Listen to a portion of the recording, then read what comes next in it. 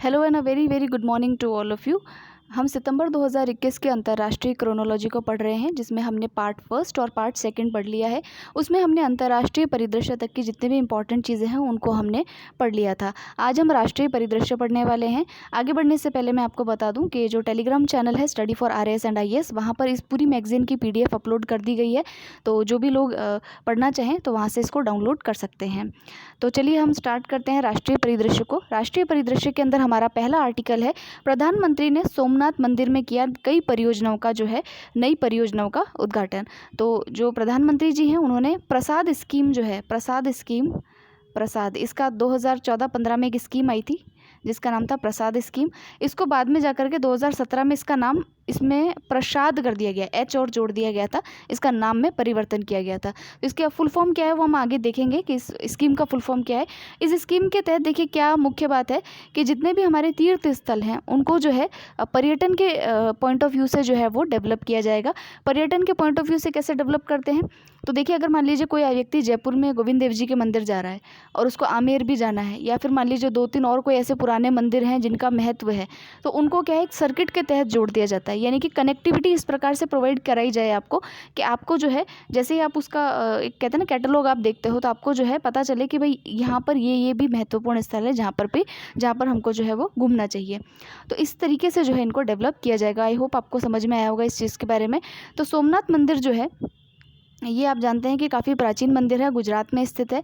और इसका जो पुराना मंदिर है उसको अहिल्याबाई मंदिर भी कहते हैं, ठीक है, क्योंकि जो इंदौर की महारानी है अहिल्याबाई, उन्होंने इसका निर्माण किया था, इसलिए इसको अहिल्याबाई मंदिर भी कहते हैं। यहाँ पर अभी जो है पार्वती मंदिर जो है उसकी आधारशिला रखी गई है।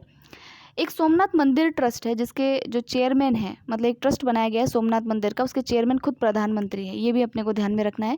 फिर देखिए जो सोमनाथ मंदिर में जो पार्वती मंदिर है, अब इसमें तो सारी चीज़ें बहुत डिटेल में दे रखी है। जो जीपीएससी की तैयारी कर रहे हैं यानी गुजरात पीसीएस की तैयारी कर रहे हैं उनको पूरा पता होना चाहिए, बाकी अपने लिए इतना काम का नहीं है। तो देखिए इसमें सोमपुरा सलात शैली जो है उसके द्वारा जो है इसका निर्माण किया जाएगा। इस शैली के बारे में भी कुछ विशेष नहीं दिया गया है, तो वो भी आपको ज़्यादा ध्यान नहीं रखना है। तो देखिए इसमें जो गर्भगृह है और नृत्य मंडप है उसका विकास किया जाएगा। अब ये गर्भगृह क्या होता है, तो देखिए जब आप मंदिर शैलियाँ पढ़ेंगे, अगर आप आरपीएससी या यूपीएससी की किसी की तैयारी करेंगे तो आपको मंदिर शैली पढ़ने को वहाँ पर मिलेगी। तो मंदिर शैली में कई चीज़ें होती है, जैसे कि मान लीजिए जो है इसको शिखर बोलते हैं, और जो बाहर अगर साउथ के मंदिर अगर आप देखेंगे तो गोपुरम भी होते हैं, यानी बड़े बड़े गेटवेज बनाए हुए होते हैं। और जहाँ मंदिर में मूर्ति रखी जाती है उसको गर्भगृह बोलते हैं, और इंग्लिश में बोलते हैं सैंक्टम सेंक्टोरियम, ठीक है। तो ये हमें पता होना चाहिए। फिर उसके अलावा देखिए कि जो है इसका निर्माण जो है अंबाजी बनासकांठा के जो अरास पत्थर है उनके द्वारा किया जाएगा। तो ये कुछ इसकी विशेषताएं हैं। इसके अलावा जो हमने अभी प्रसाद स्कीम के बारे में पढ़ा था, तो देखिए प्रसाद स्कीम जो है पर्यटन मंत्रालय की है, यानी गवर्नमेंट ऑफ इंडिया की है, 2014-15 में लाई गई थी। इसका फुल फॉर्म है राष्ट्रीय तीर्थ यात्रा कायाकल्प और आध्यात्मिक विरासत संवर्धन अभियान।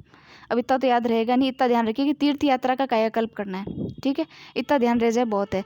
फिर इसमें जो है इस योजना का उद्देश्य जो है जो स्थलों पर तीर्थ स्थल, धार्मिक और विरासत पर्यटन इंफ्रास्ट्रक्चर जो है उसका विकास जो है वो करना है, ताकि हमारा टूरिज्म जो है वो और ज़्यादा डेवलप हो सके। वर्तमान में देखिए 24 राज्यों में 1214 करोड़ की लागत वाली कुल 37 परियोजनाओं को जो है वो स्वीकृति दी जा चुकी है, और इसमें जो है 15 योजनाएं पूरी भी हो चुकी हैं, ठीक है। सभी धार्मिक धर्मों के तीर्थ स्थलों को प्रसाद योजना के तहत लाने का काम किया गया है। इनके तहत इंफ्रास्ट्रक्चर व उनके आसपास के क्षेत्रों में सुविधाओं का विकास जो है उस पर जोर दिया गया है। और उसके अलावा देखिए कुछ सर्किट भी बनाए गए हैं। सर्किट मैंने अभी आपको बताया था। सर्किट का मतलब क्या है कि अगर आप इस एक क्षेत्र में जाते हैं तो आपको बताया जाएगा कि यहाँ 3 क्षेत्र और ऐसे हैं जो इसी से जुड़े हुए हैं, इसी से संबंधित हैं, ठीक है। तो यहाँ देखिए हेरिटेज सर्किट है जो कि अहमदाबाद, राजकोट, पोरबंदर, बारदोली और दांडी जो है उसका विकास किया जाएगा। फिर हेरिटेज सर्किट सेकंड है जो वडनगर और मोडेरा का विकास किया जाएगा। ये मोडेरा के अंदर आई थिंक जो है सूर्य मंदिर है, इस पर क्वेश्चन आया था यूपीएससी में प्रीलिम्स में। फिर है बौद्ध सर्किट, तो ये बौद्ध सर्किट तो है जो है जूनागढ़, गिर सोमनाथ, भरूच, कच्छ, भावनगर, राजकोट, मेहसाणा का जो है वो विकास किया जाएगा। तो ये हेरिटेज सर्किट है कुछ इसके तहत। फिर देखिए कि ये जो हेरिटेज सर्किट है ये स्वदेश दर्शन योजना के तहत जो है वो गुजरात सरकार के द्वारा इनको स्वीकृति मिली है। तो हम नेक्स्ट पे चलते हैं। अब देखिए नेक्स्ट जो है हमारा दिल्ली हवाई अड्डा जो है विश्व के सर्वश्रेष्ठ 50 हवाई अड्डों में जो इसको शामिल किया गया है। तो ये काफ़ी इंपॉर्टेंट बात हो जाती है कि विश्व में जो इस एक संस्था है जिसका नाम है स्काई ट्रैक्स, ठीक है, उसने एक रैंकिंग जारी की है। उस रैंकिंग में हमारे देश का जो इंदिरा गांधी अंतर्राष्ट्रीय हवाई अड्डा जो दिल्ली में है उसको 50वीं रैंक जो है वो मिली है। तो ये काफ़ी बड़ी बात है अपने लिए। और ये जो है दिल्ली हवाई अड्डा ऐसी रैंकिंग हासिल करने वाला भारत का पहला हवाई अड्डा है, ये भी हमें पता होना चाहिए। तो स्काईट्रैक्स की इस रैंकिंग में हैदराबाद एयरपोर्ट को 64वां स्थान मिला है, मुंबई एयरपोर्ट को भी 65वां, लेकिन ये जो है पीछे की रैंकिंग इनको मिली है। तो सबसे इम्पॉर्टेंट क्या है कि दिल्ली हवाई अड्डा जो है उसको फर्स्ट जो है इसमें स्थान मिला है। अगर देखें तो वर्ल्ड की अगर रैंकिंग देखें तो दोहा हमाद जो अंतर्राष्ट्रीय हवाई अड्डा उसको फर्स्ट स्थान है, टोक्यो वाले को सेकंड, चांगी जो है उसको जो सिंगापुर का है उसको थर्ड, सियोल का जो है उसको फोर्थ, और टोक्यो का ही एक और है उसको टोक्यो नारिता जो है उसको मिला है फिफ्थ स्थान। तो 50वां स्थान किसका है वो पता होना चाहिए कि हमारे भारत का जो इंदिरा गांधी नेशनल जो है एयरपोर्ट है उसको मिला है। फिर नेक्स्ट हम चलते हैं सेंट्रल गवर्नमेंट और एडीबी। एडीबी क्या है? तो एशियाई विकास बैंक है। इसके मध्य एक ऋण समझौता हुआ है और इसके तहत ये क्या करेगा, क्या मतलब क्या अनुदान मिलेगा हमको। तो ये जो है 56 किलोमीटर लंबाई के 2 नई मेट्रो रेल का निर्माण जो है वो करेगा। और कहाँ करेगा? ये बेंगलुरु में करेगा, ठीक है। तो इम्पॉर्टेंट चीज़ क्या है कि अनुदान कौन दे रहा है? तो एडीबी दे रहा है। किसके लिए दे रहा है? भारत सरकार को दे रहा है मेट्रो बनाने के लिए। कहाँ पर मेट्रो बनाई जाएगी? बेंगलुरु में बनाई जाएगी। कितनी? 2 मेट्रो रेल्स जो है वो बनाई जाएगी। उसके अलावा तो देखिए वो कुछ उसके कहाँ कहाँ स्टेशंस बनेंगे, कैसी कैसी होगी, वो हमारे लिए काम की नहीं है। बस इतना ध्यान रखिए कि एडीबी के सहयोग से जो है 2 जो है रेल लाइन्स बनाई जाएगी, मेट्रो रेल्स बनाई जाएगी। कहाँ पर? बेंगलुरु में। फिर है बुजुर्गों के लिए जीवन का गुणवत्ता सूचकांक। आप याद कीजिए जो फर्स्ट वीडियो हमने पढ़ा था तो हमने देखा था कि एक जो है सूचकांक आया है जिसमें बताया गया है कि बुजुर्गों की सबसे ज़्यादा संख्या भारत में कहाँ है? तो राजस्थान में है। कहाँ पर है बुजुर्गों की सबसे ज़्यादा संख्या? राजस्थान में है। तो अब वही जो सूचकांक है उसके बारे में पढ़ना है। सूचकांक का नाम है quality of life for elderly index. बुजुर्गों के लिए जीवन का गुणवत्ता सूचकांक, बुजुर्गों के लिए जीवन का गुणवत्ता सूचकांक। अब ये इंपॉर्टेंट क्यों है मैं आगे बताती हूँ कि इसको जारी किसने किया है। इसको तैयार तो किया है इंस्टीट्यूट फॉर कॉम्पिटिटिवनेस ने। किसने? इंस्टीट्यूट ऑफ कॉम्पिटिटिवनेस ने। लेकिन इसको जो रिपोर्ट के जो निहितार्थ हैं उसके बारे में देखिए कि प्रधानमंत्री की आर्थिक सलाहकार परिषद यानी advisory council to prime minister, इसके अनुरोध पर इस रिपोर्ट को तैयार किया गया है। और भारतीय राज्यों में उम्र बढ़ने के क्षेत्रीय पैटर्न की पहचान करने के साथ साथ देश में उम्र बढ़ने की समग्र स्थिति का भी ये आकलन जो है वो करती है, ठीक है। यह सूचकांक देश के लिए उन क्षेत्रों की पहचान करने में मदद कर सकता है जिनमें सुधार करने की आवश्यकता है, ठीक है। तो अब हम यहाँ पर देखते हैं कि बुजुर्गों की जीवन की गुणवत्ता में जो बुजुर्ग आबादी वाले राज्य हैं उसमें फर्स्ट स्थान किसको दिया गया है? राजस्थान को। सेकंड महाराष्ट्र को। आप जानते हैं राजस्थान क्षेत्रफल की दृष्टि से सबसे बड़ा है। और फिर देखिए महाराष्ट्र को दिया गया, फिर बिहार को दिया गया, फिर तमिलनाडु, फिर मध्य प्रदेश। तो इतने पूरे तो याद नहीं रखने, लेकिन हमें राजस्थान से मतलब है तो हम राजस्थान का ध्यान रखेंगे। रैंकिंग हमारी क्या है? फर्स्ट रैंकिंग है, ठीक है। तो हम देख लेते हैं कि बुजुर्गों के लिए जीवन का गुणवत्ता सूचकांक किसके द्वारा तैयार किया गया है। तो quality of life for elderly index जो है इंस्टीट्यूट फॉर कॉम्पिटिटिवनेस के द्वारा जो है इसको तैयार किया गया है। हाल ही में इसने अगस्त 2021 में अपनी रैंकिंग दी है। और इसमें 4 स्तंभ हैं कि भाई वित्तीय कल्याण कैसा है, सामाजिक कल्याण, स्वास्थ्य प्रणाली, आय की सुरक्षा, ये सारे जो हैं इसके। हालांकि इतना ध्यान नहीं रखना है, इतना कोई नहीं पूछेगा, लेकिन अपने को ये पता होना चाहिए किसके द्वारा इसको जारी किया गया है, ठीक है। और किसका अनुरोध था ये? कि जो प्राइम मिनिस्टर की एडवाइजरी काउंसिल है उसके द्वारा इसको रिकमेंड किया गया था। राजस्थान का इसमें फर्स्ट रैंकिंग है। और अपेक्षाकृत बुजुर्ग आबादी का मतलब क्या हुआ? कि लेस आबादी है, मतलब सबसे ज़्यादा आबादी तो ऊपर वाले राज्यों में है और अपेक्षाकृत कम बुजुर्ग आबादी वाले जो राज्य हैं वो हैं हमारे हिमाचल, उत्तराखंड, हरियाणा, उड़ीसा, ठीक है। और पूर्वोत्तर राज्यों की बात अगर हम करें तो पूर्वोत्तर राज्य के अंदर जो है नाम आता है मिजोरम, मेघालय जैसे राज्यों का। फिर आता है केंद्र शासित। तो केंद्र शासित में बुजुर्ग आबादी आपको चंडीगढ़ में ज़्यादा देखने को मिलेगी। आबादी भी तो चंडीगढ़ में ही ज़्यादा है अगर केंद्र शासित प्रदेशों की बात की जाए तो। ये इसका स्कोर है, रैंकिंग है, ठीक है।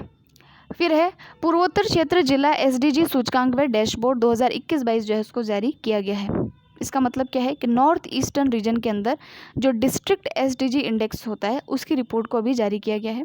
ये पहली बार ही जारी किया गया है। और ये किसके लिए जारी किया गया है? पूर्वोत्तर के राज्यों के लिए, नॉर्थ ईस्ट के जो राज्य हैं उनके लिए जारी किसने किया है? तो देखिए यहाँ पर नीति आयोग और पूर्वोत्तर क्षेत्र विकास मंत्रालय, ठीक है, जो है DONER, ये जो डोनर मंत्रालय एक नया मिनिस्ट्री बना हुआ था, किसके लिए? पूर्वोत्तर राज्यों के लिए, उसके द्वारा।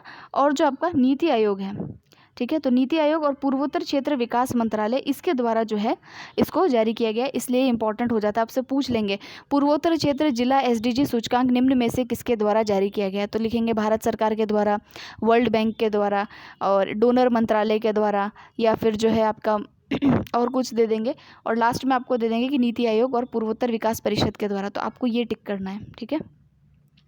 एक चीज़ मैं और बताती हूँ आपको कि जो है नीति आयोग के द्वारा अगर कोई भी रैंकिंग, ठीक है, कोई भी रैंकिंग या कोई भी रिपोर्ट जारी की जाती है, तो उसको आप अच्छी तरीके से जो है उसको कंटेस्ट कर लीजिएगा, क्योंकि जो है हम पकड़ ही नहीं पाते हैं कि नीति आयोग ने जारी की होगी। तो इस प्रकार की अगर कोई भी रिपोर्ट आपके जो पढ़ने में आई हो, तो उसको आप ज़रूर से जो है स्पेशली 3 स्टार लगा के टिक कर लीजिएगा, ठीक है। तो अब इसमें सूचकांक के बारे में क्या बातें हैं? वही बातें हैं कि SDG को स्थानीय बनाने की दिशा में उक्त सूचकांक और डैशबोर्ड संयुक्त राष्ट्र विकास कार्यक्रम के तकनीकी समर्थन के साथ नीति आयोग और पूर्वोत्तर क्षेत्र विकास मंत्रालय द्वारा एक सहयोगी प्रयास है, जो देश में अपनी तरह का पहला ऐसा प्रयास है, ठीक है। और इसमें जो 8 राज्य हैं, 8 राज्य कौन से? देखिए 7 तो जो है नॉर्थ ईस्ट के राज्य हो गए, प्लस एक जो है आपका सिक्किम, ठीक है, उसको इसमें जोड़ा गया है। वहाँ पर जो सतत विकास के जो लक्ष्य हैं, मैंने बताया था 17 SDG गोल्स हैं, उनके संबंध में जो है क्या क्या उनका प्रदर्शन रहा है, उनको ये नापने का काम करता है, ठीक है। अब देखिए एक चीज़ और है कि मैं SDG गोल्स के बारे में आपको बता देती हूँ, क्योंकि पिछली बार भी जो है उस वीडियो में मैंने कहा था कि आप पढ़ लेना, अब आप पता नहीं पढ़ेंगे कि नहीं पढ़ेंगे, इसलिए मैं ही बता देती हूँ आपको कि देखिए पहला SDG गोल जो है वो है नो पॉवर्टी से संबंधित, यानी कि भुखमरी का अंत करना, गरीबी का अंत करना। पॉवर्टी मतलब कि गरीबी। तो पहला अगर गोल आपसे पूछे तो वो गरीबी के लिए है। दूसरा गोल अगर पूछे तो गरीबी के बाद, गरीबी के साथ क्या आता है? भूख आती है, तो भूख जो होती है, हंगर जो होती है, उसका अंत करना। तीसरा है जैसे भूख खत्म हुई तो किसके ऊपर आएंगे? Good health. भाई भूख खत्म हो गई तो अब हेल्थ पे ध्यान दो। फिर हेल्थ जैसे ही मिलने लगी तो आप एजुकेशन पे ध्यान दो। तो चौथा नंबर का गोल है आपका एजुकेशन का। पहला है किसका? गरीबी का अंत, दूसरा है भूख का अंत, तीसरा है गुड हेल्थ, चौथा है एजुकेशन। जैसे ही एजुकेशन मिलेगी तो बच्चे में क्या आएगी? समानता की भावना आनी चाहिए, तो जेंडर इक्वेलिटी जो है वो 5वां गोल है। छठा गोल अगर हम देखें तो वो क्या है? Clean water. भाई अब उसको साफ़ पानी भी चाहिए, ठीक है। फिर साफ़ पानी के साथ में क्लीन एनर्जी भी चाहिए, ऐसा नहीं प्रदूषण में रह रहा हो, ठीक है। फिर 8वां उसका गोल क्या हो जाएगा? गुड जॉब, ठीक है, गुड जॉब यानी अच्छी उसको नौकरी भी मिलनी चाहिए। फिर 9वां गोल क्या हो जाएगा? जॉब के अंदर वो इनोवेशन भी कर पाए, इंफ्रास्ट्रक्चर डेवलपमेंट हो सके। फिर 10वां गोल है जो है असमानताओं को कम करना। 11वां गोल है सस्टेनेबल सिटीज़ का निर्माण करना।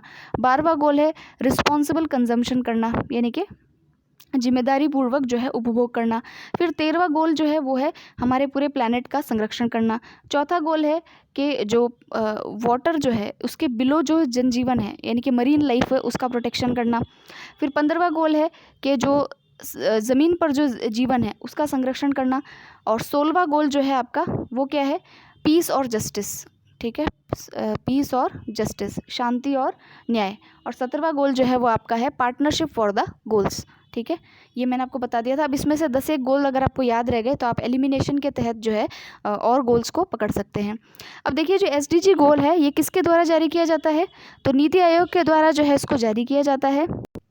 तो SDG गोल्स जो हैं उनके बारे में हम देख लेते हैं। तो SDG गोल्स जो है वो नीति आयोग के द्वारा इसको जारी किया जाता है।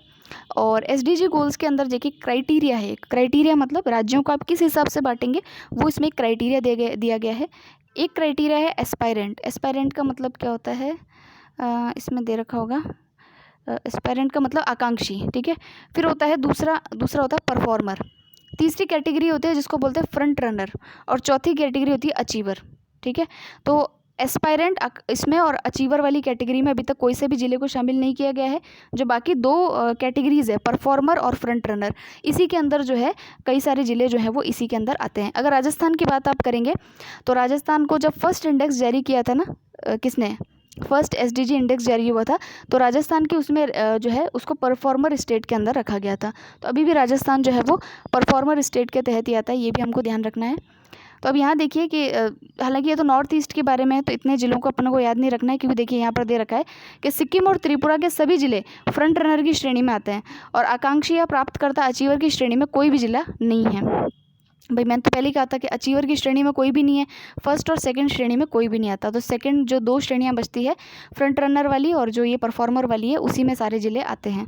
तो अब ये दे रखा है कि भाई इनमें नॉर्थ ईस्ट के कौन कौन से ज़िले टॉप पर हैं, तो इतना तो याद नहीं रखना है, इसको छोड़ सकते हैं हम। नेक्स्ट हम चलते हैं जम्मू कश्मीर में जो है जो नई फिल्म नीति है उसको जो है वो जारी किया है। तो जम्मू कश्मीर के जो उपराज्यपाल है जिनका नाम है मनोज सिन्हा, ठीक है, उन्होंने इस केंद्र शासित प्रदेश को फिल्म निर्माताओं के लिए शूटिंग का स्वर्ग बनाने के लिए जो है नई फिल्म निर्माण नीति 2021 को जो है वो जारी किया है। ठीक है, अब जो है तो देखिए इसमें और कुछ मुख्य बातें तो है नहीं कि भाई वही जो है बोल बच्चन टाइप बातें हैं कि भाई जो है नई सब्सिडी जैसी चीज़ें दी जाएगी। जैसे राजस्थान में भी सब्सिडी देते हैं फिल्म निर्माताओं को, और उनकी जो फाइल है वो तुरंत पास होती है, ये सारे कार्य कराए जाते हैं। और इसमें और कुछ नहीं है, 5 वर्ष तक के लिए है, इसको हटाइए। नेक्स्ट है केंद्रीय मंत्रिमंडल ने दी किगाली संशोधन के अनुसमर्थन को मंजूरी। अब देखिए नेक्स्ट आर्टिकल है केंद्रीय मंत्रिमंडल ने दी किगाली संशोधन के अनुसमर्थन को मंजूरी। ये किगाली संशोधन किससे रिलेटेड है, तो देखिए इसका जो है जो हाइड्रोफ्लोरोकार्बन्स हैं उनको चरणबद्ध तरीके से समाप्त करने के लिए जो है मॉन्ट्रियल के अंदर एक प्रोटोकॉल साइन हुआ था। ये हाइड्रोफ्लोरोकार्बन्स आखिरकार करते क्या हैं, तो देखिए ओजोन जो परत होती है उसका क्षरण करते हैं, यानी कि उसमें जो है ओजोन जो होल है उसके लिए रिस्पॉन्सिबल होते हैं हाइड्रोफ्लोरोकार्बन्स HFCs। तो इसको ख़त्म करने के लिए या कम करने के लिए मॉन्ट्रियल प्रोटोकॉल जो है वो साइन किया गया था। और ये आपका UPSC प्रीलिम्स का क्वेश्चन भी था कि निम्न में से कौन सा समझौता जो है ओजोन परत के क्षरण को रोकने के लिए जो है वो किया गया था, तो ये मॉन्ट्रियल प्रोटोकॉल था। आई थिंक ये 2016 के अंदर ये क्वेश्चन पूछा गया था प्रीलिम्स में। तो देखिए इसी जो प्रोटोकॉल है मॉन्ट्रियल प्रोटोकॉल, मॉन्ट्रियल एक जगह है जो कि कनाडा के अंदर है, और इसी के अंदर एक संशोधन किया गया जिसका नाम है किगाली संशोधन। ठीक है, इसको भारत ने अभी जो है अपना अनुसमर्थन या स्वीकृति जो है वो प्रदान की है। तो इससे क्या होगा कि भारत भी जो है स्वीकृति प्रदान करने का क्या मतलब है कि भारत भी अब अपने यहाँ पर ऐसे प्रोडक्ट्स बनाएगा जहाँ पर जिससे HFCs जो है वो कम निकले, और जो है इस प्रकार की नीति बनाएगा जिससे कि जो है हाइड्रोफ्लोरोकार्बन्स जो है उसकी मात्रा को कम किया जा सके, यही बात होगी।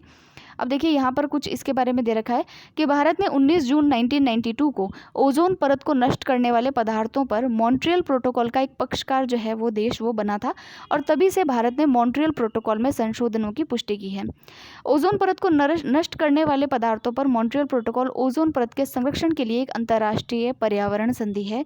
इसमें मानव निर्मित रसायनों के उत्पादन खपत को चरणबद्ध तरीके से समाप्त किया जाना है, और जिनको जो है ODS कहा जाता है, यानी कि ओजोन डिप्लीटिंग सब्सटेंसेस कहा जाता है। तो ODS क्या होते हैं, तो ये ओजोन डिप्लीटिंग सब्सटेंसेस होते हैं। तो भारत ने मॉन्ट्रियल प्रोटोकॉल में ये था ओजोन डिप्लीटिंग सब्सटेंसेस के बारे में। नेक्स्ट हम देखते हैं देश की पहली SNP आधारित, SNP यानी कि जो भारत की पहली एकल पॉलीमॉर्फिज्म जिसको हम SNP कहते हैं, इस पर आधारित एक चिप जो है उसको लॉन्च किया गया है जिसका नाम है इंडिगो। इसका लक्ष्य क्या होगा कि जो गिर, कांकरेज, साहिवाल, अंगोल आदि जैसी जो देशी पशुओं की जो नस्लें हैं हमारे यहाँ पर, आप जानते हैं कि हॉलिस्टीन और ये सब जो है ये विदेशी हैं, लेकिन जो ये गिर है, कांकरेज है, साहिवाल है, राठी है, ये सारी हमारी देश की जो है देशी नस्लें हैं। इनके जो किस्में हैं, इनके जो जीन्स हैं, इनका संरक्षण प्रदान करने के लिए ये एक जो चिप है उसको लॉन्च किया गया है जिसका नाम है इंडिगो। ठीक है, और इस चिप को बनाया किसने है, तो national institute of animal biotechnology, national institute of animal biotechnology Hyderabad ने इंडिगो को बनाया है, ये अपने को याद रखना है। ठीक है, तो इंडिगो जो है ये पूर्ण रूप से स्वदेशी और दुनिया की सबसे बड़ी पशु चिप है, ये ध्यान रखना है। ये स्वदेशी है और दुनिया की सबसे बड़ी पशु चिप है। क्या है, स्वदेशी है और दुनिया की सबसे बड़ी पशु चिप है। National institute of animal biotechnology ने जारी किया है, और नाम क्या है, इंडिगो। क्या करेगी, देश की जो देशी नस्लें हैं उसका संरक्षण करेगी, उनकी जीन्स का जो है वो संरक्षण करेगी। इसको यूज़ करने के लिए जो है नेशनल डेयरी डेवलपमेंट बोर्ड के साथ में जो है समझौता भी किया गया है, तो इतना सा ध्यान रखना है। नेक्स्ट आर्टिकल है 75वां जो स्वतंत्रता दिवस यानी 15 अगस्त जो मनाया गया है उसके बारे में कुछ जो है इंपॉर्टेंट चीज़ें हैं वो हम देख लेते हैं। इस अवसर पर भारतीय वायुसेना ने 2 Mi-17V हेलीकॉप्टर्स ने अमृत फॉर्मेशन में पहली बार समारोह स्थल पर पुष्प वर्षा जो है वो की है, और लाल किले पर देश के राष्ट्रीय ध्वज को फहराने से पूर्व प्रधानमंत्री राजघाट जाकर महात्मा गांधी को श्रद्धांजलि अर्पित की है। ये क्या इंपॉर्टेंट है इसमें, ओके। 75वें संविधान दिवस की जो थीम है वो क्या है, नेशन फर्स्ट ऑलवेज फर्स्ट, राष्ट्र प्रथम सदैव प्रथम, ये याद रखिएगा। ठीक है, ये जो है इसकी थीम थी इस बार। फिर कुछ महत्वपूर्ण जो घोषणाएं की हैं उनको देख लेते हैं। अब देखिए इसमें क्या क्या इन्होंने जो है घोषणाएं की हैं, पहले देख लेते हैं। तो देखिए विभाजन विभाजन किसका, भारत और पाकिस्तान का। 14 अगस्त को जो है भारत और पाकिस्तान का विभाजन हुआ था, तो उसको अब से जो है विभाजन विभीषिका स्मृति दिवस के रूप में मनाया जाएगा।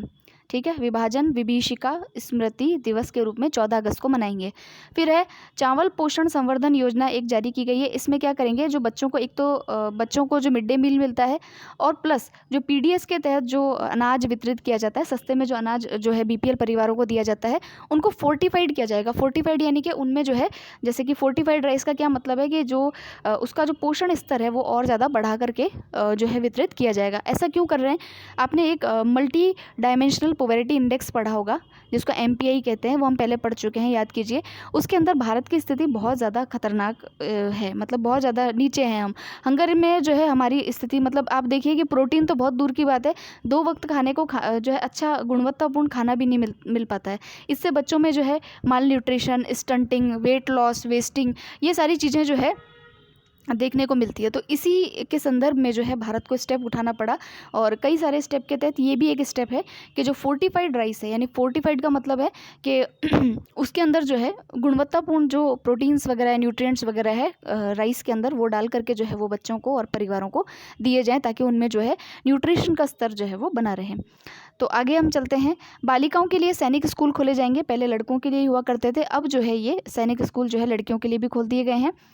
तो देखिए सबसे पहले ये कार्य जो है मिज़ोरम ने किया था। मिज़ोरम ने जो है सबसे पहले सैनिक स्कूल लड़कियों के लिए खोले हैं। फिर देखिए राष्ट्रीय हाइड्रोजन मिशन जो है उसको लॉन्च किया गया है। हाइड्रोजन का मतलब क्या है, hydrogen is a power of future. ठीक है, तो इसके लिए जो है एक जो है क्योंकि हाइड्रोजन को जो है ऊर्जा क्षेत्र में भारत की नई प्रगति के लिए रूप में देखा जा रहा है, और इससे ग्रीन जॉब्स के अवसर जो है वो भी प्राप्त होंगे और आत्मनिर्भर बनने में भारत को सहायता मिलेगी। तो इसलिए नेशनल हाइड्रोजन मिशन जो है उसको लॉन्च किया गया है। प्रधानमंत्री गति शक्ति नेशनल मास्टर प्लान, ये क्या है, तो भारत को आधुनिक इंफ्रास्ट्रक्चर के साथ ही इंफ्रास्ट्रक्चर निर्माण में हॉलिस्टिक अप्रोच अपनाने के क्रम में जो है इसको लॉन्च किया गया, यानी कि इंफ्रास्ट्रक्चर से संबंधित है। ठीक है, उसके अलावा जो टोक्यो ओलंपिक में भाग लिए थे, ये तो कुछ काम का नहीं है। और फिर क्या है, नेक्स्ट आर्टिकल है, राष्ट्रपति ने संविधान के 105वें संशोधन अधिनियम को जो है मंजूरी दी है। तो ये 105वां जो है संशोधन अधिनियम है, और उससे पहले जो है ये विधेयक के रूप में 127वें नंबर पर था। ठीक है, बनने के बाद में, एक्ट बनने के बाद में 105वां संशोधन हो गया है, लेकिन ये जो विधेयक के रूप में था वो 127वें नंबर का विधेयक था, अमेंडमेंट बिल था। ठीक है, तो इसको अभी पारित किया गया है। लोकसभा में पारित इसको 10 अगस्त में हो गया था, और 11 अगस्त को 2021 में ये राज्यसभा में पारित हो गया। तो ये पहला ऐसा बिल है जिसको कि मैं गलत बोल गई, कि ये ऐसा बिल है जिसको कि ध्वनि मत से पारित कर दिया गया है, यानी कि इसके ऊपर कोई भी विवाद नहीं हुआ है। तो देखिए राष्ट्रपति ने इसको मंजूरी दी है। इसका उद्देश्य क्या है, उद्देश्य इंपॉर्टेंट है। संसद द्वारा पारित संशोधन विधेयक का उद्देश्य है राज्यों और केंद्र शासित प्रदेशों द्वारा अपनी ओबीसी सूची खुद बनाने की शक्ति को प्रदान करना। ठीक है, जो ओबीसी की लिस्ट है वो अपने राज्य के हिसाब से वो खुद बना सके, उसका पावर जो है इस संशोधन के द्वारा जो है राज्यों को दिया गया है। ये इंपॉर्टेंट बात है, ये मेन चीज़ है इसमें। फिर है कि संशोधन में अनुच्छेद 342A में खंड 3 को जोड़ने का भी प्रस्ताव है, जो स्पष्ट करता है कि राज्यों और केंद्र शासित प्रदेशों को अपने स्वयं के उद्देश्यों के लिए SEBC की पहचान करने और निर्देशित करने की शक्ति होगी, और ऐसी सूची केंद्रीय सूची से भिन्न हो सकती है। ठीक है, यानी कि हमारे यहाँ पर जो ओबीसी की लिस्ट है, और उसमें भी जो इकोनॉमिकली जो क्रीमी लेयर वाला प्रावधान है, उसकी जो लिस्ट बनती है वो सेंटर की लिस्ट से अलग हो सकती है, क्योंकि अब हर राज्य अपनी लिस्ट जो है ओबीसी की अपने हिसाब से बना के देगा। क्योंकि कई राज्यों में जो ओबीसी हैं वो काफ़ी जो है डेवलप्ड हैं, और कहीं पर जो है वो काफ़ी पिछड़े हुए हैं। तो उसके हिसाब से जो वेरी करता है उसको मिटाने के लिए जो है वो राज्यों को इसकी पावर दी गई है। ठीक है, तो ये इसके अंदर वही पूरी बातें वही है कि अब देखिए मराठा कोटा जो था, ये न्यूज़ में काफ़ी रहा था कि जो महाराष्ट्र के अंदर जो मराठी लोग हैं उनके लिए जो है आरक्षण की बात की गई थी। उस समय सुप्रीम कोर्ट ने कहा था कि जो है राज्यों के पास 102वें संविधान संशोधन के बाद सोशली और इकोनॉमिकली बैकवर्ड क्लासेस को पहचानने और निर्दिष्ट करने की शक्ति का अभाव है। तो ऐसी शक्ति भारत के राष्ट्रपति के पास है, तो वो शक्ति किसको दी जानी चाहिए, राज्यों को दी जानी चाहिए। ठीक है, तो उसके बाद में जो है इस बिल को पारित किया गया है। यही इसमें पूरी बातें वही बताई गई हैं। फिर नेक्स्ट देखते हैं, BRO ने विश्व के सर्वोच्च स्थान पर वाहन चलाने योग्य सड़क का जो है वो निर्माण किया है। बॉर्डर रोड ऑर्गेनाइजेशन ने कौन सी जगह पर किया है, तो लद्दाख के अंदर जो है, पूर्वी लद्दाख के अंदर उमलिंगला दर्रा ये इंपॉर्टेंट है। उमलिंगला दर्रा आरपीएससी या यूपीएससी में पूछा जा सकता है कहाँ पर है ये, तो ये पूर्वी लद्दाख में है। विश्व की सबसे अधिक ऊंचाई पर मोटर वाहन चलाने योग्य सड़क का यहाँ पर इन्होंने निर्माण किया है। किसने किया है? तो बीआरओ ने किया है।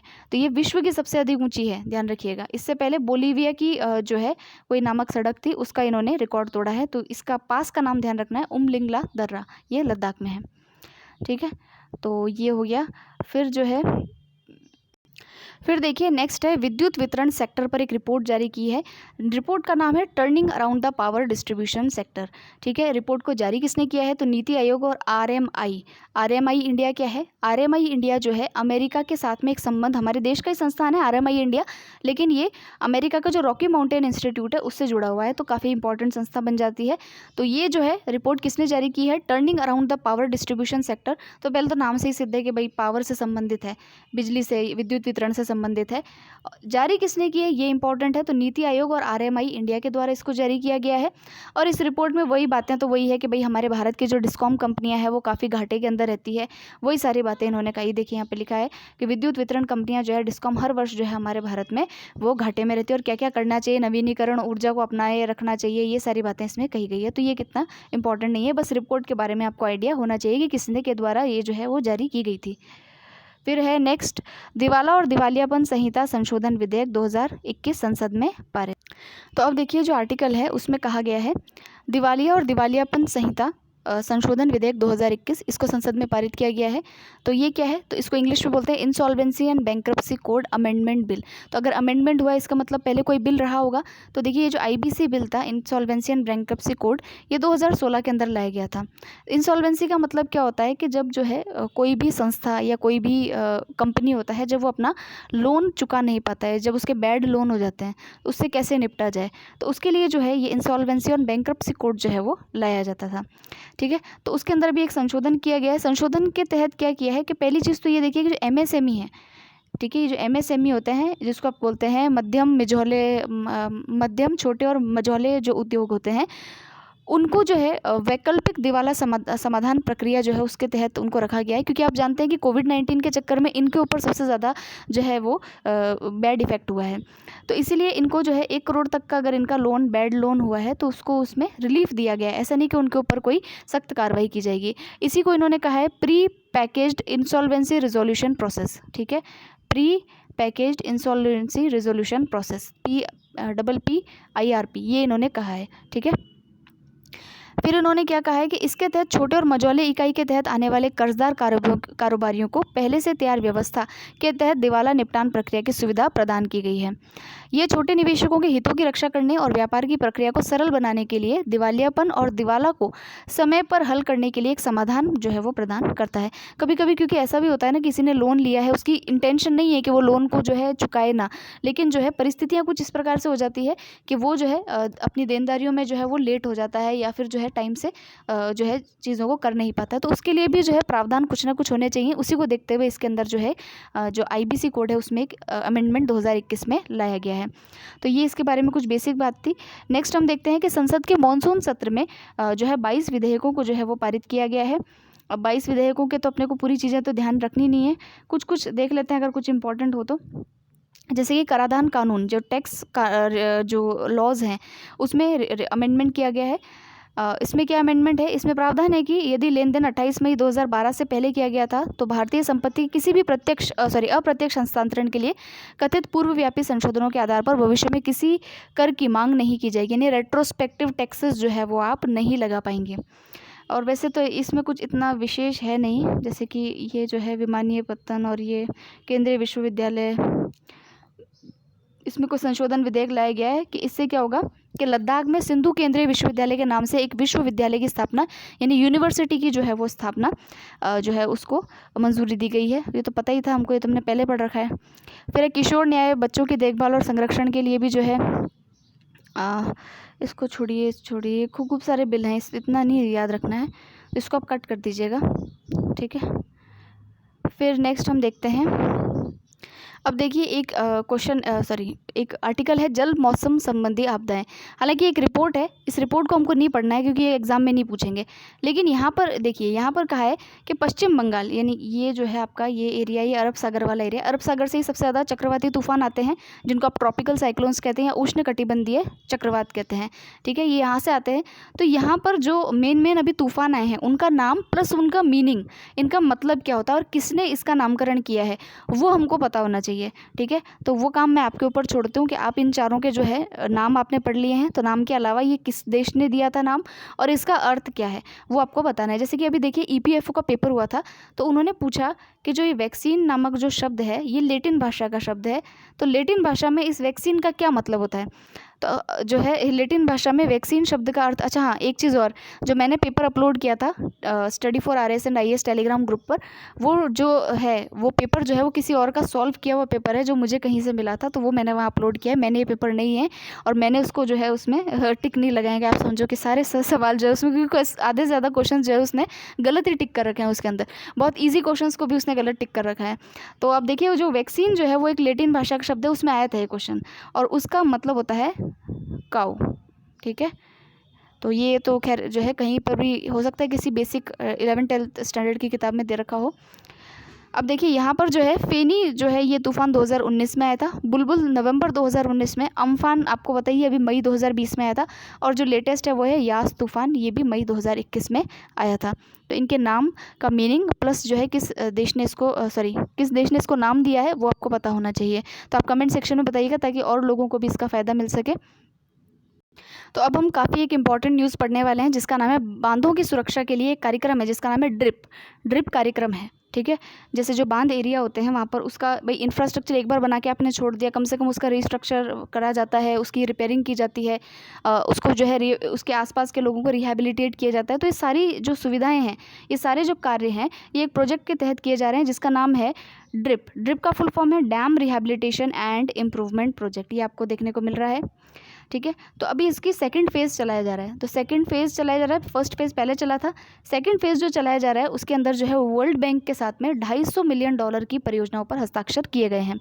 250 मिलियन परियोजनाएं कहाँ कहाँ चलाओगे आप, तो 10 राज्य ऐसे हैं, 10 स्टेट ऐसे हैं, वहाँ पर जो करीबन 123 जो बांध है उनके ऊपर जो है इनको इस योजना को चलाया जाएगा। ठीक है, तो 10 प्रतिभागी राज्य हैं, वहाँ पर इसको चलाया जाएगा, इस परियोजना को वर्ल्ड बैंक की सहायता से चलाया जाएगा, ये ध्यान रखना है। पूछ ले ड्रिप का फुल फॉर्म, तो डैम रिहेबिलिटेशन इम्प्रूवमेंट प्रोजेक्ट, किसके द्वारा, वर्ल्ड बैंक की सहायता के द्वारा। ठीक है, तो ये पढ़ लेना आपके रखरखाव नियमावली, आपातकालीन तैयारी कार्य योजनाएं, पूर्व चेतावनी प्रणाली, ये सारी बातें इसमें कही गई है। 10 राज्य कौन कौन से हैं, तो अपना राजस्थान भी सम्मिलित है। उसके अलावा देखिए छत्तीसगढ़, गुजरात, केरल, मध्य प्रदेश, महाराष्ट्र, मणिपुर, मेघालय, उड़ीसा, मतलब जो नॉर्थ ईस्ट है उसके 2 राज्य हैं, मणिपुर, मेघालय, फिर है उड़ीसा, राजस्थान और तमिलनाडु। ये 10 राज्य इसमें शामिल है। थोड़ा बहुत आइडिया रखिएगा कि कौन से 10 राज्यों को शामिल किया गया है। और इसमें जो हमारे राष्ट्रीय स्तर पर इसको लागू करने वाली इकाई है उसका नाम है CWC, यानी कि सेंट्रल वाटर कमीशन। कौन सी इकाई है, सेंट्रल वाटर कमीशन। ड्रिप परियोजना है डैमों के संरक्षण के लिए, पुनरुत्थान, रिहेबिलिटेशन के लिए वर्ल्ड बैंक की सहायता से चलाई जा रही है। $250 मिलियन जो है उसकी हमको यहाँ स्वीकृति दी गई है, और इसमें 10 राज्यों के 100 आई थिंक कितने बांध है भाई, 120 बांध, 10 राज्यों के 120 बांध जो है वो इसमें शामिल होंगे। ठीक है, और इसके अलावा तो ये कुछ जो है ये बोल बच्चन वाली बातें, इसको छोड़ दीजिए। फिर नेक्स्ट है, फिर देखिए जो शॉर्ट न्यूज़ है उसमें एक काफ़ी इंपॉर्टेंट न्यूज़ है कि काजीरंगा जो नेशनल पार्क है, काजीरंगा किधर है, आसाम के अंदर है। 1 हॉर्न्ड राइनोसॉरस जो है उसके लिए काजीरंगा फेमस है, ये भी ध्यान रखिएगा। तो वहाँ पर जो है 10 सैटेलाइट फ़ोन जो है, वहाँ के जो वनकर्मी हैं, फॉरेस्ट जो डिपार्टमेंट वाले हैं, उनको 10 सैटेलाइट फ़ोन दिए गए हैं। और ये सैटेलाइट फ़ोन देने के बाद भारत का ये पहला नेशनल पार्क है जहाँ पर जो है सैटेलाइट फ़ोन से ये लैस हो चुका है। ठीक है, ये थोड़ी सी काम की बात थी, बाकी कुछ नहीं है। सो ये था हमारा राष्ट्रीय परिदृश्य, यहाँ तक हमने इसको ख़त्म कर लिया है। नेक्स्ट हम मिलते हैं आर्थिक परिदृश्य, और फिर हम जो है सबसे इंपॉर्टेंट राजस्थान की स्टेट न्यूज़ के साथ में मिलेंगे। तो बने रहिएगा चैनल के साथ, मिलते हैं नेक्स्ट वीडियो में, बाय।